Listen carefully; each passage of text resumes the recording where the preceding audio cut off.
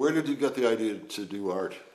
Where did that come from, and what did you do about it? I always drew cartoons, and when I realized that I couldn't be an NBA, when I realized I couldn't be the next Michael Jordan, I decided to be an artist, I guess. But that's what I wanted to, I wanted to be a basketball player, and then I realized it just wasn't happening, so I took the next best thing.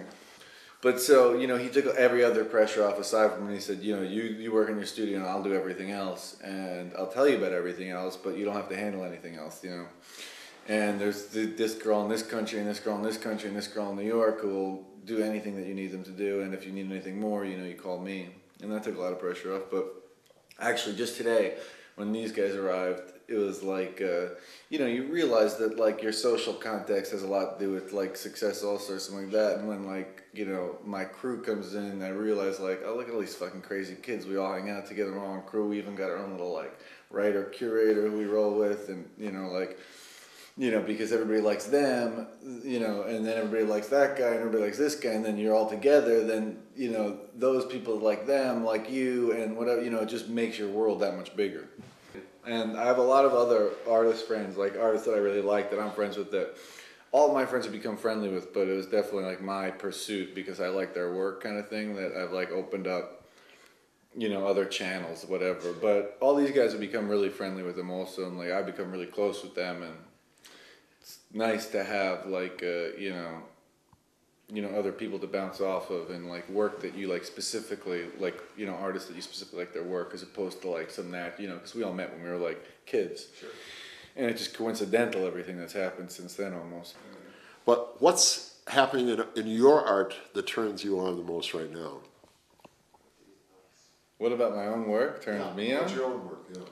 I don't know, I guess all of it, basically. Really? Equally? Yeah, I mean, it's all like one thing. I mean, I create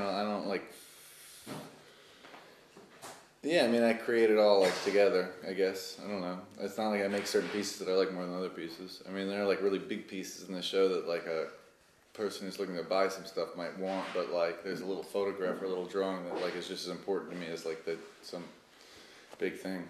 I think the difference here between your work and that of Ryan McGinley is that yours swelled and Ryan just hit like that when it hit, right? Yeah, but I mean, in the relative scheme of things for artists, mine might have been like this also, but it's just like nobody could have done what this guy did. What should we expect coming up? You've got Berlin, you've got London, you've got PS1. PS1. But this Berlin show is also maybe I feel like it's gonna be the end of whatever I've been working on for the last 4 years, and so I don't really know what to expect next, because I'm gonna do something else, but I'm not quite sure what yet. Who are the artists whose work you would really admire, excluding anybody who might be in this building right now? Like Urs Fischer and Rudy Stengel are some of my favorite, like two of my really, really favorite artists now.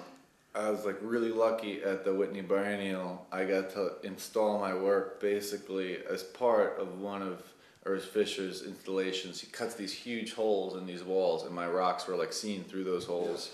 And Rudy Stengel's painting was like looking, it was a self-portrait of himself, and he was kind of looking at my rocks. It was this giant self-portrait of himself. Like, and Rudy and Urs share a studio together. They're close friends. And so they basically did this one installation together. And I really like backdoored my way like into their installation, like whether they liked it or not. What about way back? Is there anything that affects you strongly? Rouchet has always been like my hero, whatever. Really? Why? I mean, he was just like, he just has had the biggest impact on me. I mean, I just think his work is the greatest, and as far as like any other artist, he's definitely had the largest impact on my work. Let's talk about the bathroom painting for just a moment.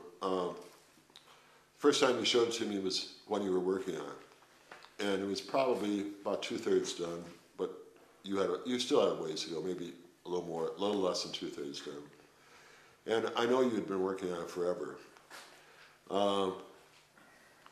Did the concept evolve while you were doing it, or did you know everything, including the shoes, all the way through? No, I mean I knew I had an idea of how it was gonna look when it was finished when I started it, which changed as you know. I mean I took the picture of the bathroom, so the bathroom is you know the same as when I started, but I guess it was supposed to be Tinkerbell, which it's not. It's the blue fairy from Pinocchio. Yeah. But it was supposed to be Tinkerbell originally, and then I decided it was going to be this one, and then I decided that she was going to be invisible, except you were only going to be able to see her in her own reflection, which I guess, like, I was thinking about, like, vampires, but this is the opposite of vampires, because vampires are invisible in their reflection, but no, it changed. I don't think that, like, this is a Madonna from a Raphael painting, and I don't think she was there from the start, and, yeah. I mean, this definitely, this whole area, which is, like, my favorite part of that whole show, this whole like blank area was supposed to be a door. No, this little piece right here has had probably the biggest, was like probably had the most impact on like my work that followed it. Yeah. Like this little strip right here was like really inspiring for me. Wow. I mean, like obviously it's there, and it's only what it is because it's next to this. So, you know, this is just as important. But like me making that decision was like a really it was like really important for me, and like I found that to be like really the most exciting part of that show. What's exciting you the most these days? The show, of course. Yeah, this show is so all over the place. Somehow I think maybe it all makes sense, but it's not like a focused idea or like one road or anything like that. I don't really know. I'm not like I'm pretty much the worst at explaining my work, but this show especially is like so scattered, but somehow it kind of like all comes back together. But I mean, maybe the most inspiring thing is just the like nonsense that we're all surrounded by, I guess. I think you and I first met on East 7th Street when you guys were living there, and then when you came up to Vermont. You're just one of the coolest people I know, so I'm really happy you did this. Thanks a lot. Thank you, Jack.